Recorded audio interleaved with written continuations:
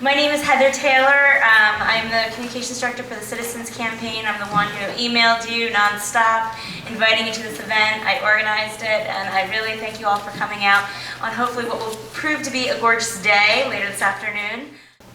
As most of you know, the Citizens Campaign is about empowering citizens and educating them to make our democracy more vital. And the press is critical to that success. That's why 2 years ago I came up with this idea for citizen journalism and took it to our chairman, Harry Pozycki. And he not only embraced it, but he really was forward thinking and saying, you know what, we really need to create a venue for the hyperlocal community to discuss about best practices and to get trained. So he envisioned what we're doing today, this Hyperlocal News Association.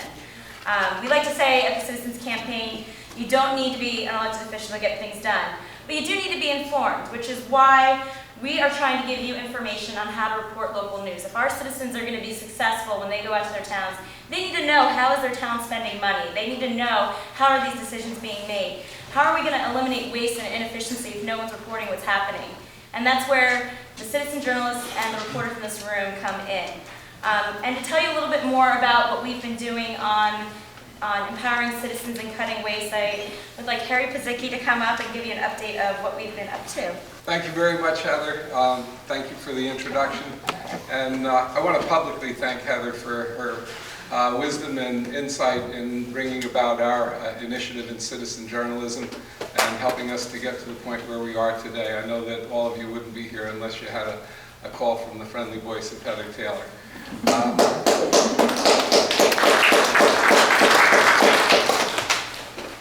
And I welcome you on behalf of the Citizens Campaign as well.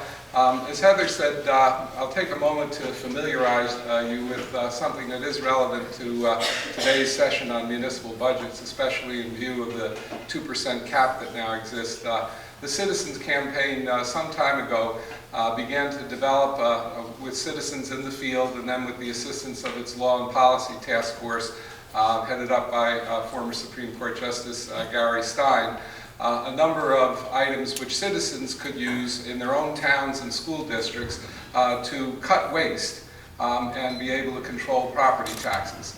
And we called it the People's Toolkit. And some of the items were rather obvious, eliminating benefits for part-time elected officials. There's a state law that does it in some towns, but it doesn't cover all municipalities. And we've been successful with that, saving significant dollars. There's also been initiatives to create partnerships between towns and counties to save monies with joint buying and also with shared services, and that continues to grow. But this morning I just wanted to mention one of the toolkit items that's very timely for your own consideration and reporting. In fact, as Heather pointed out to me as I walked in, there was a rather significant article in today's New York Times about this very subject, and that is the issue of local insurance, particularly local health insurance.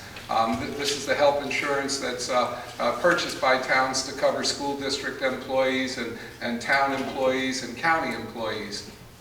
And the initiative that we came up with recognized a problem, and that problem was that the state law on government contracting, the local government contracting law, basically created a huge loophole exception for hiring brokers for insurance and for contracting for insurance coverage. And so there was no real procedure. It was left to each town. And some towns did it well, but the vast majority of towns developed their own little system. And when you have that kind of development of a system on a town-by-town basis without a state standard, then a lot of shenanigans can occur. And brokers who were favored brokers, quote politically, worked their way into the system. And the process evolved to be one in which a number of towns, I'd say the majority of towns now not in the state health plan, do this. They pick a broker of record. Let's take a school district, for example. The school district might, through its staff, maybe not even consulting with the board until after the fact, and sometimes in consultation with school board members, pick a broker of record for that town. The broker of record, say, of Cherry Hill. That would be an example. Now, The broker of record for Cherry Hill, you would think, then had the interest of Cherry Hill at heart, and that broker of record would be advising Cherry Hill, as often they do, on how they should purchase insurance.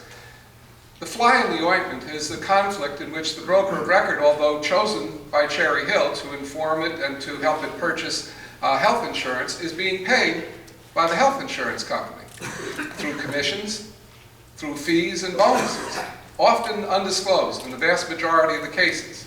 So the incentive for the broker is to make the most in commissions, fees, and bonuses, which are paid by the insurance company, so the broker's trying to get the biggest insurance for the least amount of benefit outlay by the insurance company in order to keep the insurance company happy and paying them high fees. So we looked at what we should do about this, and we developed a proposal which we're calling best price insurance contracting. And what it requires is that the town now, if they are going to hire a broker at all, have to hire the broker to work exclusively for the town with certifications that they will take no money from the insurance company whatsoever, and to be hired on a flat fee competitive basis, meaning full advertising in the newspapers of record, a requirement for at least 3 proposals from brokers of a flat fee, which are coming in far less than the usual commission amounts, and again with certifications that they'll take no money from the insurance companies. The second part then is a requirement that a minimum of 3 proposals be obtained from insurance companies, and that those insurance proposals contain an agreement where they will certify they'll pay the broker no money. So now we break the conflict. The broker is working for the town. The broker is trying to figure out how to get the insurance that best matches the town's needs, is demanding of the insurance company claims histories and things of that nature which allow for the best pricing of insurance for the given town. One final element. We require that among the minimum of 3 proposals that the town seek a proposal from the state health insurance plan and any local joint insurance plan. Now, that's significant because the state health insurance plan will not bid. If an advertisement is put in the papers by a school district and asks for proposals, the state health plan does not come in. They have to be invited in. That's the way the law works. So we require, under this best price insurance reform, that the school district or municipality or county invite the state health plan in. Long and short of this, just to give you an idea, is that this is addressing a problem that's already been recognized by the U.S. Attorney's Office. The U.S. Attorney's Office indicted several brokers in towns around New Jersey, including Toms River and Perth Amboy and others, and got guilty pleas and fines paid back to the towns. So we know that there is waste there. The U.S. Attorney's Office has an ongoing investigation in 11 counties as we speak. And so we tried to flight test our proposal, and in an early version of it, didn't have all the bells and whistles that I just mentioned. One of the citizen campaign members went into Cherry Hill School District, said, look, we think that you should consider using the state health insurance plan, and that you should invite them in. And they were told by the superintendent of the Cherry Hill School District, you don't know what you're talking about, their prices are going up in the state health insurance plan, they may not be in existence in a few years, this is foolhardy, and so on and so forth. But we advocate a no-blame approach. So the citizens who went in from the citizens campaign didn't wag their fingers or get angry. They just continued to plead their case publicly and in the newspapers. One of them was chastised in a letter to the editor by the school superintendent for having the gall to suggest this. But the moral of the story is that after the school district felt the pinch of the budget constraints and the potential loss of teachers, and the teachers saw the benefits of the state health insurance plan, the school district finally decided to invite the state health insurance plan in. The savings over a 2-year contract, $6 million. All right, $3 million already in hand, $3 million projected for the second year. And that's just one example. I wanted to make sure that other citizens in the Citizens Campaign would move forward with this. So I flight tested it in my own community of Perth Amboy. We're a smaller community. We went in and the broker was hired on a flat fee basis, and now using our methodology, the insurance savings are projected for their contract of $3 million. Total savings by some experts, it would be over $200 million a year. If this type of system were enacted, and not just for health insurance, but for workman's comp and for liability and property and casualty insurance as well. So there's significant ability for citizens to be able to keep under the cap if they cut waste. Mindful of the fact in Cherry Hill they didn't have to cut programs or teachers because they cut waste. Now, the punchline to all of this is, to come back to the beginning of my remarks, is that today the New York Times is reporting on a rather interesting story. One of the largest, I think the Times said the largest broker of government insurance in the state is Connor Strong. That's George Norcross's company, for those of you who are familiar with New Jersey politics. The Senate President, Senate President Sweeney, has proposed a bill to eliminate the state health insurance plan, or change it somehow, basically take it out of existence. It appears from the Times article that a lot of the business that Connor Strong had, because brokers are not required, of course, when you invite the state health insurance plan in, was going aside, while more and more towns were going to the state health insurance plan to get new business. When Sweeney was approached as to why he was doing this, he said, well, it's going to cost the taxpayers a lot of money. The state health insurance plan is financially unstable. What are we going to do about this? But the New York Times reporter consulted with, I think it was an assistant treasurer, who said there's no instability, we haven't paid a penny, we're not expecting to pay a penny. So this is a rather juicy area in these economic times where school districts, town governments, and county governments are under the gun to meet a 2% cap, and under the gun just generally to control runaway property taxes. And without having to do these kind of draconian cuts to services and personnel, there's a way to save, to cut waste and save millions and millions of dollars. So it's an idea that we suggest you may want to look at. We may write a piece on this ourselves, and you might want to consider a local investigations. We've already done a number of OPA requests to see what towns are doing in terms of their brokers and their insurance plans. I would add one footnote. A lot of towns are doing this very innocently because it just developed over a period of time, and that's just how things were done. I once gave a talk on this, and I had a school board member tell me, this is great, we love this proposal and everything, and we love our broker of record. He's just wonderful. So you have to look a little bit more deeply into this.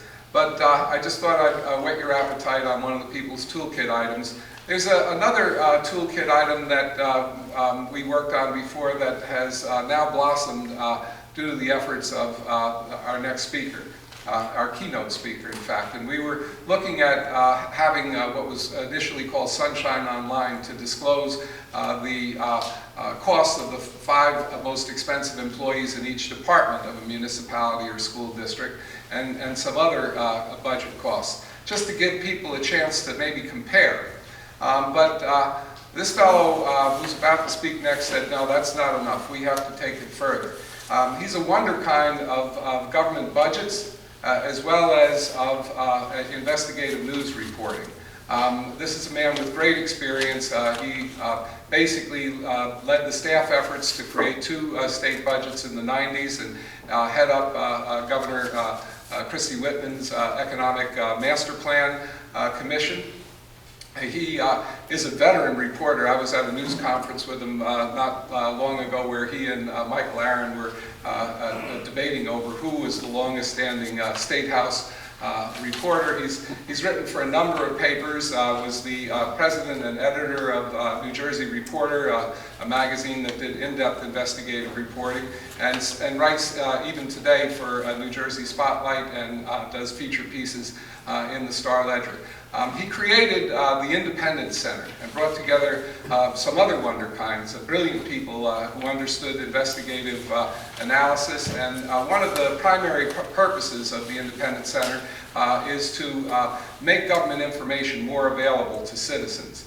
And Mark Magyar, I shouldn't hold off on saying his name, Mark Magyar decided then to focus the Independence Center on the issue of how to get broader disclosure of government budgets. And for any of you who know it, government budgets right now are 60, 70 pages long. They group all of the salaries in one section, all the other costs in others. You couldn't discern what was costing a municipality too much if you had an expert on your shoulder. But Mark found a way to do so, and I'm going to let him tell you about it, but all I'll tell you is the bottom line is he found a way that you can compare online through his invention of townstats.org the budgets of municipalities and the cost of services in individual departments. So you can compare police services, town by town, with towns of equal demographics. A fabulous tool for reporters that really want to understand who's wasting and which towns are really at the forefront of efficiencies in government budgeting. So with no further ado, I bid you please give a warm welcome to Mark Magyar.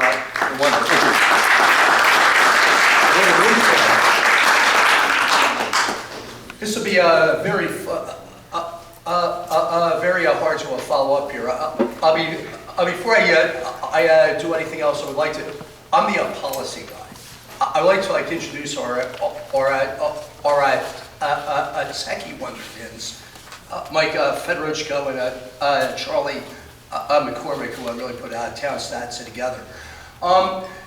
Town Stats actually has the Citizens Campaign as its stepfather. There was at the Citizens Call to Action in New Brunswick. I think it was June the 7th of last year. The property tax task force, which included Tom Byrne and Chris Daggett as their co-chairs, were talking about the fact that it would be great to create a pilot project to actually get 50 municipal budgets online, because you can't get any municipal budgets online anywhere. And I was in the audience. I said to myself, that sounds like a great project. So I started looking at these budgets, and the only common budget that is available is the 66 to up to 110 page budget that is provided by municipalities to the Department of Community Affairs every year. The advantage of it, the disadvantage is that they don't do any subtotals. They don't break anything up. There is no staffing data in terms of numbers, but at least it's a common form. So if you wanted to create something that the purpose was to be able to compare costs side by side, you at least knew that in the eyes of the state you were comparing apples with apples. Town Stats is we're a 501c3 pending. We're a registered state nonprofit corporation. Town Stats has been developed with grants from the Dodge Foundation, from the Fund for New Jersey, and Rutgers University Center for Government Services liked it a lot and decided it needed stable long-term funding, so they have now joined as a third funder. In creating Town Stats, the idea was to create a standalone page that would enable people to punch up budget information. It was aimed at journalists like yourselves, assistant activists, mayors and council members who have no way of knowing what costs are the next town over, academics, assistant activists. It was aimed to be as user-friendly as possible. And in fact, as you'll see later on, one of the ideas from the beginning was that we wanted to be able to give people the ability to compare towns side by side. I will acknowledge I have one a daughter just out of college. I have two in college, a fourth entering next year. The brilliant idea for the compare function came from a college board. Anybody who's recently gone through this process with their kids know how on college board you punch up 3 colleges side by side. They give you the student body, they give you the SAT scores, they give you the costs. It was a really simple function. So I said to Mike and Charlie, can you duplicate college board? They said, sure. It's easy. Wasn't that easy, I'm sure, but they were able to do it. Now, what we're in the process of putting up all the 2010 budgets. We currently have 172 budgets up. We have erred on the side of putting up more of the larger municipalities, although we do have one municipality up there that ranks 550 out of the 567 in the state. So it is a wide cross section throughout the state. We have 172 up. We'll have all 566 2010 budgets up by June. Immediately after that, thanks to Rutgers jumping in, we will be doing the 2011s, current budgets that are being adopted now, and also the 2009, so that you'll be able to see the 2009, 2010, and 2011 budgets side by side. We also, in creating this website, we saw, obviously, I mean, people have a lot of other questions. If you're going to compare data side by side, you want to know some basics about the town. You're going to want to know some income statistics. We haven't uploaded income because we're waiting for the next census. But crime data, employee staffing, salary data. What is the average home value? What are the average property taxes? What is the state aid that one town gets next to other towns? So we created a fairly extensive database that we're adding to as we go along. Mike, you want to punch up Bernard's Township as an example? I'm going to run you through this very quickly because I know you're all online journalists, and the last thing that you need is for me to go through this as if you've never been online before. Bernard's Township, at the beginning, you get a quick comparison of data. You click on Display Advanced Data, and you will get demographic data, crime data that's drawn from the state crime report. That's 2009. The demographics is the 2010 census. The state aid and property tax and rateables data is 2009. The 2010 is about to go up. Employees and salaries are as of January of 2009. I just received, after waiting 8 weeks for an Oprah request, the data run from December of 2010. So we will have up-to-date salary data up probably in a couple weeks. And then you have the municipal budget from 2010. Now, this looks like a large municipal budget with great detail. The thing about it is, more than half the numbers here we had to draw together from this 66-page budget. This is where the cost comes in, and this is where the time comes in. If we go to the Bernard's Township, okay, this is page 26 of the 66-page Bernard's Township budget as provided to the state. Now, if you want to get to, if you were to look at public safety costs or police costs, you need to add up your police salaries and wages and expenses. You have other police costs. You have fire costs. The municipal prosecutor's office goes to someplace else. They don't necessarily follow the codes. The codes, you can't go by the codes. We make at least one judgment call per budget, where something will be coded for a general government, but it clearly falls under a land use. When in doubt, we follow the headings. And basically, you need to subtotal almost everything. So, for example, in shorts over here, we have put a group insurance under employee benefits, but the other three we have to total up. So we are subtotaling categories to create the budget that you see online. Mike, you want to go back to a Bernard's budget? So that's 100. Go back to Bernard's. Okay.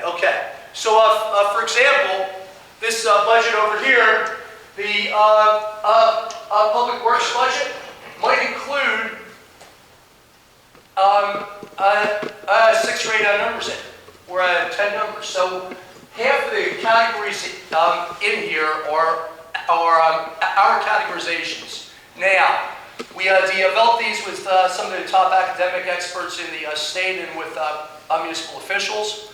So, and we're doing them in a consistent way, which is explained in detail at the top of the page. If you go to the top of the page, there's under resources, you go to data, sources and calculations, and there is more than anyone would ever want to read about where all of these came from and what the judgment calls are, with caveats saying, yes, we're providing for you data on fire, but it's not really good to compare because you have fire districts, you have volunteer organizations, you need to know what you're looking at. So, we explain where the difficulties are in data comparison.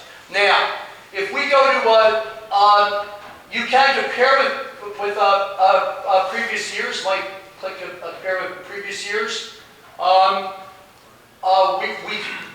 We do not have previous budgets up yet, but you will get, for example, you can compare the 2000, actually you come down here, we have a census data from the last 3 censuses.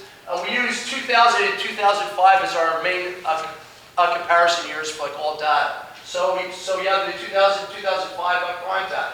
See the Bernard's public employee rate has risen from 1.6 per 1,000 to 2.0 over the last decade, for example. Yet you have the state aid data. You can see the state aid for a lot of these municipalities actually is dropped. State aid is dropped from 2005 to 2010. Property tax data. Continue down, Mike. When we post the 2010 employee data in a couple weeks, you'll be able to compare the 2010 with that 2009. Eventually, we will be providing 2000 and 2005 runs for just about everything here so they can get longitudinal studies. Come on down. And you will eventually have, by December, you will have not only the 2010 budgets, you will have the 2009 and the 2011 up. So I think it's a very powerful tool. In covering budgets now, you have our breakdown of the 2010 budgets. You can look at the 2011 draft budget as it is filed, that is 66-pager, and you can look, if you'd like to do so for your town, you can follow our categories and get some good questions about why a particular area is up or down. But what we think this is just as important for is longer-term stories that are going to follow well after you've actually written about the budget, because there's been a tremendous movement toward shared services. Municipalities are actually considering a consolidation. A Merchantville may very well emerge into Cherry Hill, which would be the first consolidation of any size involving a town with more than 15 people in it since 1952 in New Jersey. This is going to happen. You have incredible. I did an article in New Jersey Spotlight, which is here, which is out on the table, where I talk about the incredible impetus and what is going on in counties like Hunterdon, and you'll hear from Hunterdon freeholder Rob Walton soon. Camden County is considering merging their police department. There are studies by the GEM group up in Morris. You have Somerset is considering 3 regionalized police forces, and then they're looking at courts after that. There is an incredible amount going on. Now, you can compare towns side by side and ask some good questions. So, for example, if we go to Mike, go to our compare page for a minute. We're looking at Princeton. Look at Princeton, Borough, and Burns Township. Now, there's been a lot of discussion about Princeton Township, or 2 of the towns that have studied the most, as like Ingrid will attest here, have studied mergers the most, as have the Chesters. You look at the number of, you look at the budgets. The population of these 2 towns is approximately the population of Berners. Berners does not have as much of a downtown as Princeton. It is hard to get exact comparisons, but let's just consider this for a minute. These 2 towns have approximately the same population. Demographics are fairly a high end. You have a $35 million budget for Berners, and you have a $60 million budget for the Princeton's. Even if you say Princeton's downtown costs us $10 million more, okay, so maybe consolidated they might be at 45. But this is just an example of what you can do side by side. Now, the thing about this, we all know what are we dealing with. We need to understand what our population densities are. We need to understand, let's look at the crime rate, like going down a little bit. Okay, the crime rate in Burns is less. Where the crime rate, the index crime rate is certainly higher in the Princeton. So you look at this, you say, okay, is Burns the best comparison? Maybe we should be looking at another town. But again, you're able to compare these side by side. Now let's come down. So, for example, you have your tax rates you can compare side by side. Got one down past personal salaries. Okay, let's get to the budget. So we have here, the Princeton's have a $7.4 million police budget compared to a $4.6 million police budget in Berners. The Berners actually is pretty good on its police staffing by comparison with a lot of other municipalities. But the thing is, you can also compare 3 large, similar suburban towns and make the same comparisons and say, okay, what it would look like. One of the features we will ultimately do will be we will categorize towns into a similar demographic grouping, similar to like A and B, the I and J school district groupings. Do it within geographic areas, do it by population density, do it by affluence, and create maybe 15 categories and groupings around the state. And then you can compare side by side what a town with the same demographic, same crime rate looks like with the click of a button. Now, when you're talking about shared services, one of the things, and this is one of the things, this is my campaign ad. Before I introduce Freeholder Walton. We don't have employee staffing by a department. It does not, it is employee staffing data. Municipal employee staffing data is not provided to the state in any form. I pull it off of pension records, but I have no idea of the 150 employees in a particular town, how many are doing land use, how many are doing general office work, how many are in the fire department. Okay, I can break out police and fire from like everybody else, uniform from a non-uniform, but there's no, you can't compare staffing on a department by department basis. Freeholder Walton is able to do so because he's done an enormous amount of work pulling together the 26 the 2,600 county municipalities. It's scary to actually am aware of that number, by the way. What we would like to push for is for the state to require municipalities to provide a summary, go back to the budget, just give me budget, a summary budget sheet where you ask towns to do the arithmetic so that I don't make any mistakes on my arithmetic, right?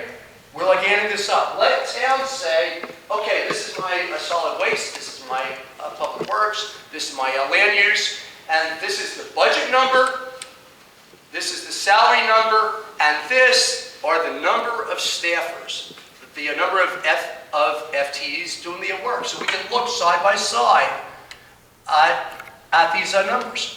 And that I believe, more than anything else, will make it possible for us to really look hard at our shared services. We're going to be pushing the administration hard on this. When the time comes, I will certainly ask Heather to email all of you and let you know what we're pushing for. When I did town stats, the first email I received after the press conference came from a Hunterdon County freeholder, Rob Walton. Hunterdon is as ambitious as any county in the state. Hunterdon is the county that has brought together at the grassroots its municipalities in the best way to attempt to really look hard at shared services and consolidation. And he has created an even more detailed database than I have, because he's gotten access to types of information I would like the state to require in a part.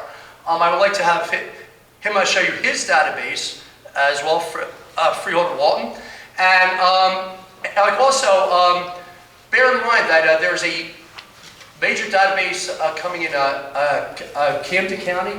If you live in Morris County, the GEM Group has done tremendous work. If you live in Somerset, grab the police consolidation reports. If the state does not move to require this, we'll just eventually all have to do it at the grassroots level. I hope not, because I know how many Saturday mornings I am told you've spent in the office manually entering these numbers, and I know just how that feels. Freeholder Walton, thank you very much.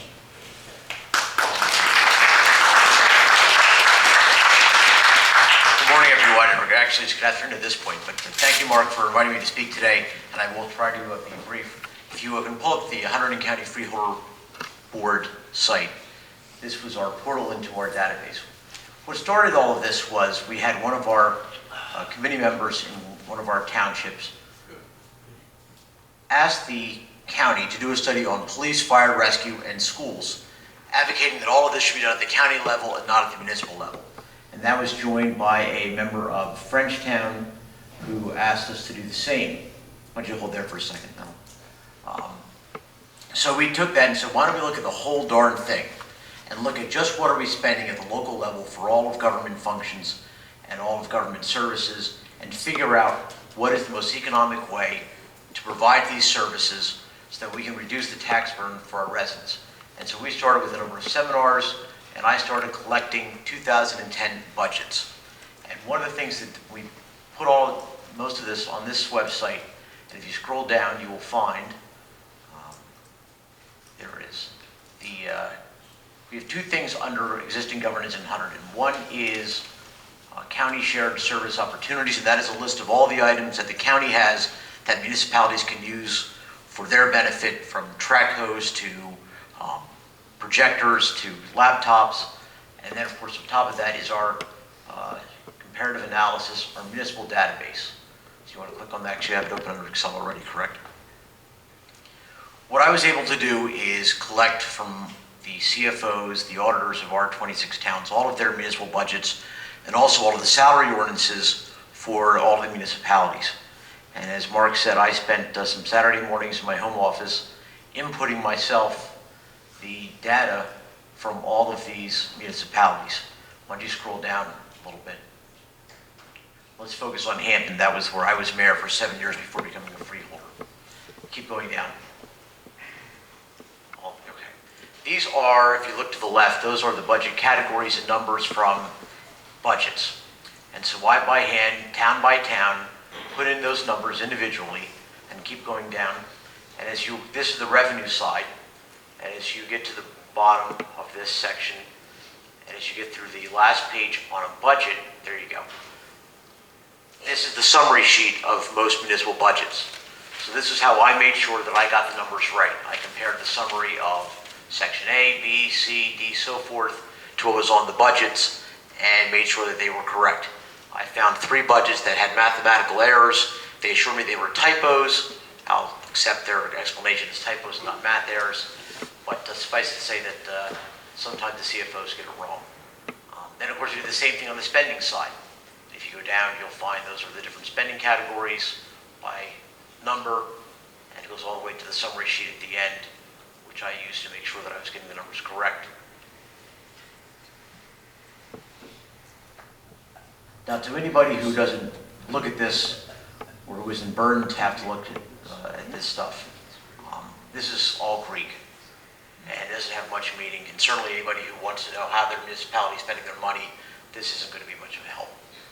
So we took all of this budget information and we put it together, and then we, at the very top of this sheet, why don't you go to the Hampton tab, at the bottom there should be a tab there, at the bottom, the HAMP, there it is.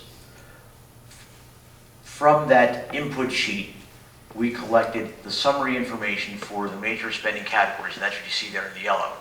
Above that is from the salary ordinances, which I was able to collect, and those are the pay for the major positions in every municipality. Every municipality has a tax collector, a mayor, they have council tax assessor, so on and so forth. So those are the major functions of all 26 towns in our county.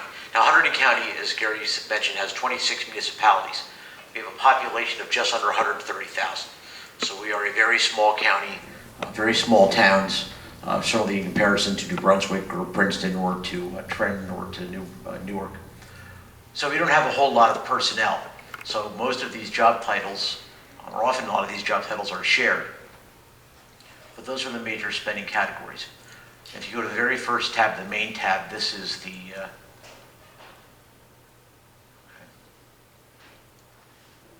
why is it not, oh, you're all the way at the end, okay, go to the very beginning. So what we did is we put together, compiled along with all of the spending information, the population data, the household data, the area of each municipality, the tax base, and put it on a per capita, per household, and per square mile basis, and put a rank right next to it. What's the purpose of having the numbers there unless you know where you stand? And we also did that, if you keep going to the right, we did that for debt, we did that for the individual positions in every town, as well as the mayor and elected officials, which does not sit too well with some of my fellow elected officials, at least the higher paid ones. The ones who have zeros are very proud to have this up there. And we went along, and if you go all the way to the far right of this, you'll start getting into categories of municipal spending. This was a very onerous task to put this together. As whoever put together the town stats can attest to, municipal budgets are not very user-friendly. And one of the things that I think the state should be doing, and that all CFOs should be required to do, is to provide this data in a format that is electronic, that is easy for all of us to analyze, that we can call up on the state's website, look at it, and get instantaneous answers to our questions regarding how municipalities and counties are spending our money. Unfortunately, now you have to get a paper copy or a PDF file. You have to file an open request. This Saturday, I filed my IRS taxes. And my wife is self-employed as well as a part-time job. I've got several different streams of income, and I was able to file online. If the IRS, the most bureaucratic institution in all of America, can do this online, certainly our towns and our state can do it online for all of us. Why don't we start with the clerk? So here you see what the clerk's salaries are. It's also, to the right of that is the clerk's per capita, the clerk's cost per household, and per square mile. And we did this because obviously some towns are larger than others. We've got Raritan Township, which has 23,000, and and we've got Stockton Borough, which has about 600 people. So the clerk in Raritan Borough Township is certainly not going to get paid the same amount of money, nor is their office. This is the office category. Some of the problems with this, and budgets in general, is not just the paper aspect of it, but let's look at where do you put postage stamps? Is postage stamps a cost for the clerk's office, the elected official's office, administration, or is it, as one of the municipal budgets had it, is it a utility? Somebody actually had stamps under utilities. And that's part of the problem with the way we do budgets in New Jersey, is that a lot of stamps is just one example. Another one is volunteer fire companies, as Mark mentioned. Some put it under aid to volunteer fire companies. Some put it under fire protection in their budgets. But that doesn't get to what you're actually spending to put an air pack on a guy that goes into a building and puts out a fire, because there are lots of other things that are involved in those spending. So we sort of knew that going in, that we weren't going to get it 100% right. But the purpose of our putting this together was to get a 10,000-foot view of what we were spending our money on in Hunterdon County. And what we wanted to analyze was, and if you go to the spending total sheet, is what is the total cost of government in Hunterdon County? For several purposes. One is for municipalities, for mayors and council people, to compare themselves to each other, to find out how they're performing. Why am I spending more on engineering services than my neighboring community? Why am I last on land use and spending? Why was I first? Or what are we doing right? Why am I first in clerk's pay? For all those good government reasons. Now, of course, this can also be used for nefarious purposes, and that's sort of why before we introduced this, I had all 26 mayors come together, and I introduced this summary and told them what our purposes was, because they were afraid that people like all of you here in this room today would come and scream and holler about, why are you 26th? Why are you last place in spending on land use? Why are you last in your mayor's salary? So I had to put them at ease that this was not the purpose of it, but recognize that's really how it's going to be used. You're going to have taxpayers come and talk to you about why you're last in a certain area or why you're spending so much in comparison to the next town. But for my purpose as a freeholder, one of the things we're looking at is whether or not we should take certain municipal functions and move them from municipal to county. So this gives us an idea of what we're spending on a particular broad category. For example, Somerset County is consolidating their police force, or at least proposing to. Now, Somerset County spends $100 million on police. We spend, I think it's $18 million on police. I can't find it on there. There it is, bottom left, $18,265,000. But if we take Somerset County's finding, and they're saving 15%, or expect to save 15%, we know how much we'll be able to deliver to our taxpayers by way of savings if we consolidate police. And therefore, we can make a judgment call as to whether or not that's a worthwhile venture to get into to save the taxpayers that money and make a countywide police force. Gloucester County is halfway through changing their auditor function from a municipal function to a county function. They spend $4 million annualized on, assessor.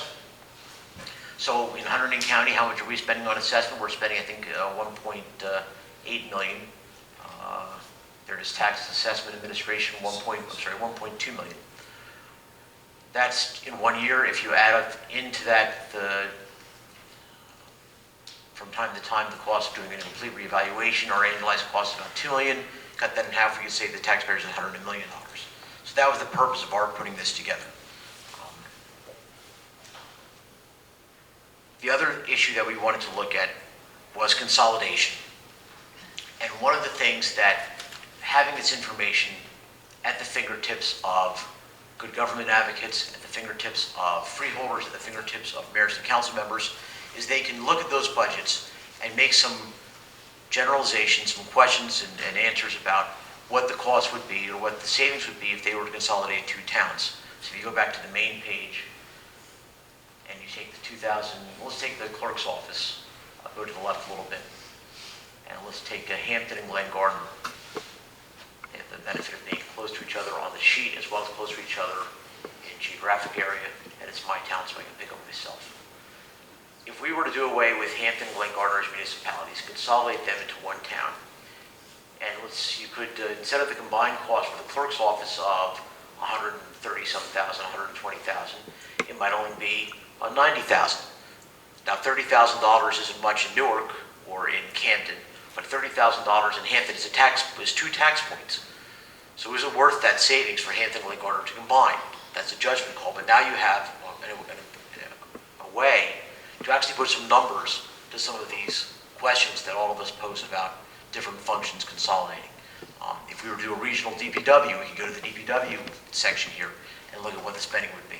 So we hope this tool will be refined, improved upon, utilized by our towns, by our citizens to lower the property tax burden in our state, because the parable that I've used is the boiling frog. If you have a pot of boiling water, you throw a frog into it, the frog's going to jump out. Well, in 2000, property taxes on average in Hunterdon County were about $4,500. Now they're $9,000 over the course of the last 10 years.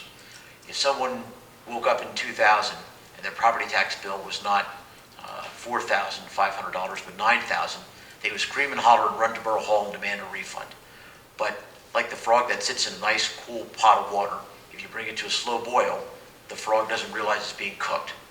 And I think all of us have been cooked in this state over the last 10 years and longer than that, as we've seen property taxes go up and up and up incrementally, and we've woken up in 2011 and we're still #1 in property taxes despite all of the talk and fighting and working and efforts, and that's something that we've got to change. That's what I'm trying to do in Hunterdon County. So thank you very much for having me, Mark. Thank you guys for being here.